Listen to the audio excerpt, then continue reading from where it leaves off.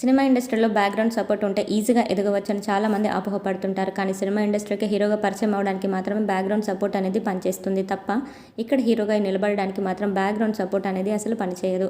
ఎందుకంటే ఇప్పటి వరకు మనం చాలామంది పెద్ద ఫ్యామిలీ నుంచి ఇండస్ట్రీకి ఎంట్రీ ఇచ్చిన హీరోలను చూసాం. వాళ్ళు టాలెంట్ ఉన్న వాళ్ళు మాత్రమే ఇండస్ట్రీలో నిలబడ్డారు. మిగిలిన వాళ్ళందరూ కూడా ఇండస్ట్రీ నుంచి ఫేడ్ అవుట్ అయిపోయారు.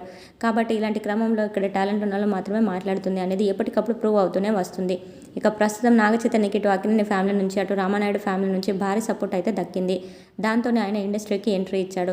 జోష్ సినిమాతో ఆయన ఇండస్ట్రీకి ఎంట్రీ ఇచ్చినప్పటికీ ఆ సినిమాతో ఆయన పెద్దగా ఆకట్టుకోలేకపోయాడు. ఆ తర్వాత చేసిన ఏమాయ చేసావే సినిమాతో మంచి గుర్తింపు అయితే సంపాదించుకున్నాడు.